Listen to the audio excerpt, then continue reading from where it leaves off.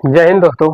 आज हम बात करने वाले हैं अमीबा के पोषण के बारे में। अमीबा का पोषण किस प्रकार होता है। हम जानते हैं कि अमीबा एक कोश के जीव होता है। इसमें एक ही कोशिका पाई जाती है, ना तो इसमें आमाशय पाया जाता है। इसमें पाचन तंत्र जो होता है पाया नहीं जाता है। तो इसमें पाचन किस प्रकार होता है या पाचन की क्रिया किस प्रकार होता है, तो आज हम अमीबा के पाचन के बारे में जानेंगे। अमीबा में पाचन किस प्रकार होता है।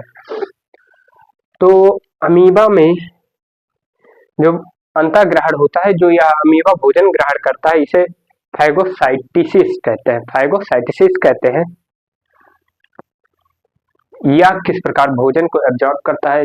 जल में तैरते शैवाल, ब्लू ग्रीन एल्गी जो होते हैं, छोटे मोटे जीवाणु, इसे कपनुमा संरचना बना के या कहीं से भी एब्जॉर्ब कर लेता है, एक खाद्य रिक्तिका बना लेता है। फिर उसके बाद यह अंतःग्रहण करता है, यह अवशोषण नहीं करता है, यह भोजन का अंतःग्रहण करता है। फिर उसके बाद जो बचा कुचा भाग होता है, जिसे अपशिष्ट भाग कहते हैं, वह शरीर के किसी भी सतह से, क्योंकि इसमें गुदा द्वार नहीं पाया जाता है, वह किसी भी सतह से बाहर निकाल देता है। तो अब चलिए इसके बारे में आगे बताते हैं। अमीबा जो होता है एक कोशिकीय जीव होता है। अमीबा एक कोशिकीय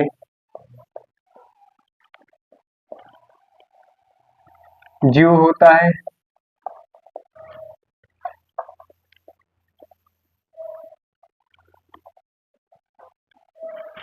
यह आपको पता ही होगा। अमीबा जो होता है एक कोशिकीय जीव होता है।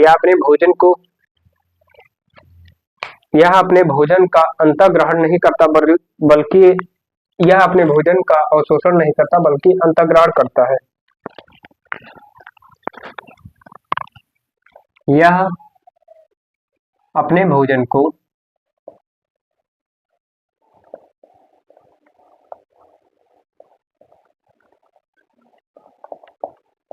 अवशोषण नहीं करता,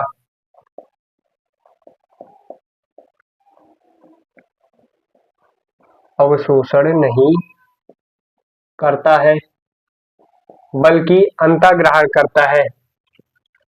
बल्कि यह भोजन का अंतःग्रहण करता है। यह भोजन को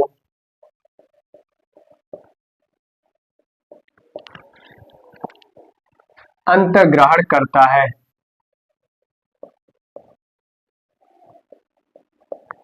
यह भोजन का अवशोषण नहीं करता, यह सीधे भोजन का अंतःग्रहण करता है। इसमें भोजन किस प्रकार जाता है अंदर, तो अब चलिए डायग्राम के माध्यम से जानते हैं। अमीबा जो होता है इसका कोई आकृति नहीं होता है। यह अपने फ्लैजिला जो होता है कूटपाद, फ्लैजिला नहीं कूटपाद के माध्यम से यह आगे बढ़ता रहता है। यहाँ जैसे कि यहाँ पे भोजन का टुकड़ा है, तो यह कुप्पी नुमा संरचना बना के यह भोजन को चारों ओर से घेरेगा। शैवाल या फिर कुछ भी रहे, तो यह भोजन को चारों ओर से घेरेगा। फिर उसके पश्चात इस कुप्पी नुमा संरचना को, इस प्याले नुमा संरचना को यह धीरे धीरे अपने अंदर ले लेता है। फिर यही जो भोजन है इसके शरीर में रह के कुछ रासायनिक एंजाइम जो अमीबा द्वारा अवशोषित स्त्रावित किया जाता है, वह इस भोजन को पचा देता है, पचा के छोटे छोटे टुकड़ों में बांट देता है, जिससे यह उस कोशिका के माइटोकॉन्ड्रिया तक पहुंच सके। माइटोकॉन्ड्रिया तक जब पहुंचेगा तभी ऊर्जा बनेगा, क्योंकि माइटोकॉन्ड्रिया में जो होता है वहीं पे ऊर्जा बनता है। माइटोकॉन्ड्रिया में ऑक्सीजन के उपस्थिति में ये ग्लूकोज टूटता है एटीपी के रूप में। सेम जिस प्रकार मनुष्यों में होता है उसी प्रकार इसमें भी होता है, लेकिन मनुष्यों में पाचन तंत्र पाया जाता है, इसमें पाचन तंत्र नहीं पाया जाता है। एक कोशिका में सारा काम होना है। इसमें यह जो है खाद्य रिक्तिका बना लिया।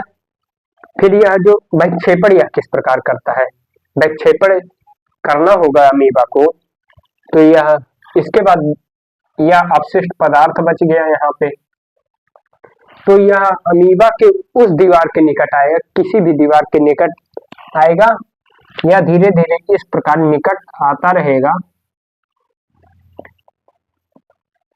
यह दीवार के समीप पहुंच गया, फिर यह अपने शरीर से बाहर कर देगा, यह जो अपशिष्ट पदार्थ था वह शरीर से बाहर हो गया। इसी प्रकार अमीबा अपना पोषण करता है और इसी प्रकार अंतःग्रहण करता है।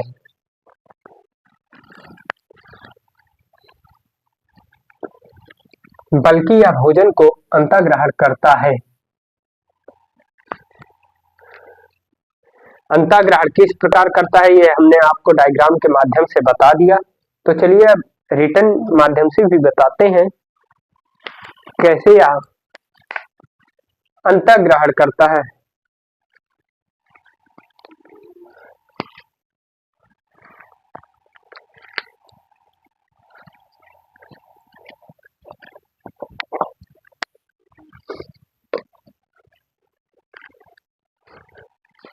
इसे अंतःग्रहण करने के लिए कोई निश्चित स्थान नहीं होता, जैसे कि मुख गुहा नहीं होता, यह उसी कोशिकाओं में प्यालेनुमा संरचना बनाएगा।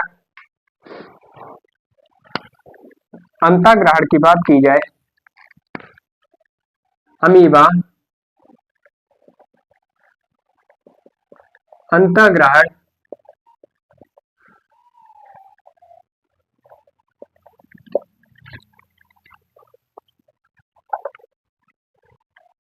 कूटपादों द्वारा भोजन के समीप पे जाकर भोजन के चारों ओर से कूटपादों द्वारा भोजन के चारों ओर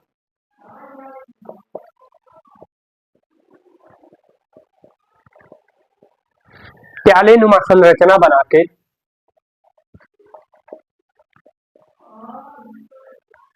प्यालेनुमा संरचना बनाकर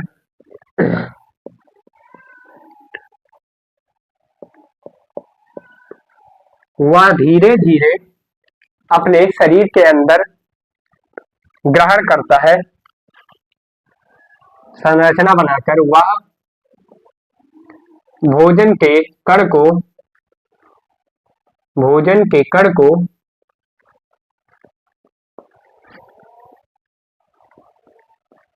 शरीर के अंदर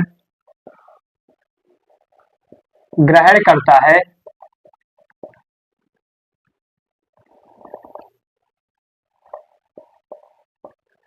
शरीर के अंदर ग्रहण करता है।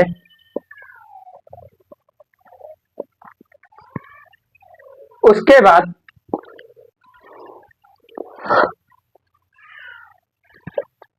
ग्रहण करता है, यही अंतःग्रहण हो गया। अब इसमें स्वांगीकरण या इसे अवशोषण भी कह सकते हैं एक हिसाब से। इसमें स्वांगीकरण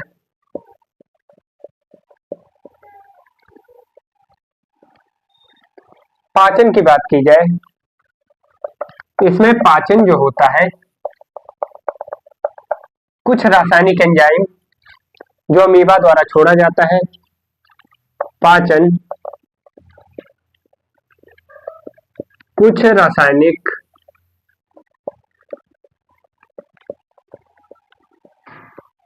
एंजाइम द्वारा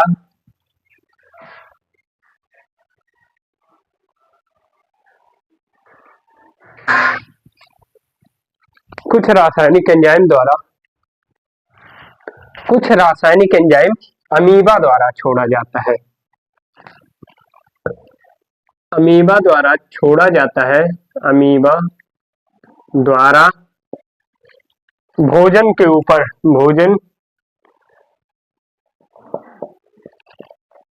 ऊपर छोड़ा जाता है। भोजन के ऊपर छोड़ा जाता है।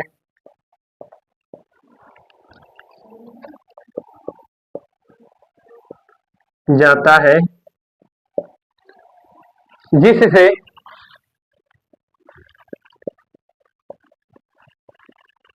भोजन का पाचन हो जाता है।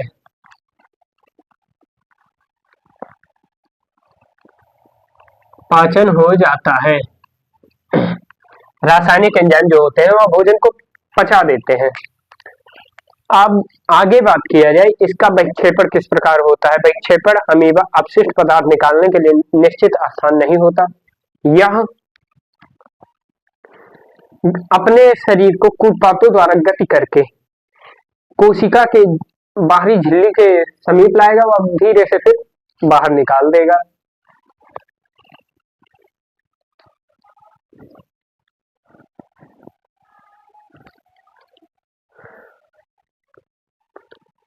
इसका जो अपशिष्ट पदार्थ होता है, इसमें अपशिष्ट पदार्थ निकालने के लिए कोशिका की सतह की ओर गति करता है।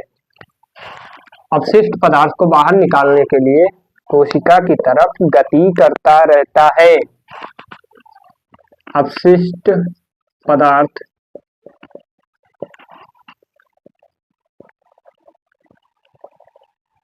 कोशिका से बाहर निकालने के लिए,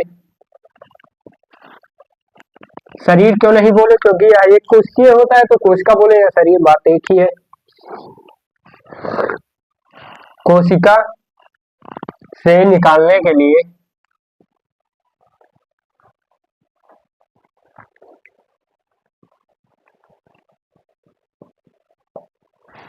गति करके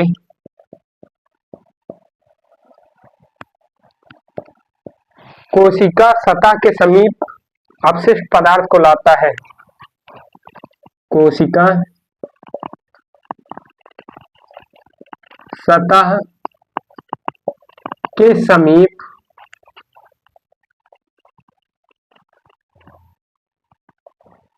अपशिष्ट पदार्थ को लाता है।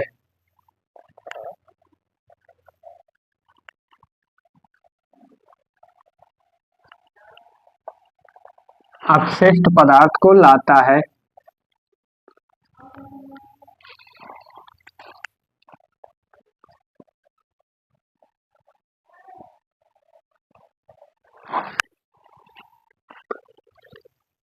फिर वह उसी सतह से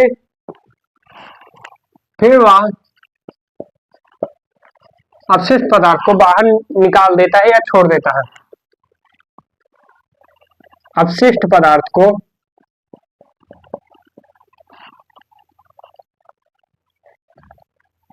बाहर निकाल देता है।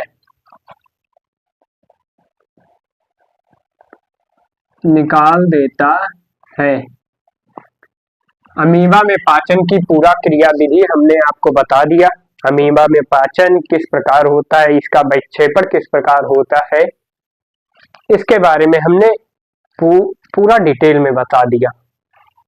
अमीबा जो होता है एक कोशिकीय जीव होता है, ये आप सबको तो पता ही होगा। यह अपने भोजन का अवशोषण नहीं करता, बल्कि यह अंतःग्रहण करता है। अमीबा अंतःग्रहण कूटपादों द्वारा भोजन के चारों ओर प्याले नुमा संरचना बनाकर, जो अभी हमने डायग्राम के माध्यम से आपको बताया है, बनाकर वह भोजन के कण को शरीर के अंदर ग्रहण करता है। जिस प्रकार हम अपने मुख के द्वारा ग्रहण करते हैं, इसमें मुख पाया नहीं जाता, मुख गुहा पाया नहीं जाता।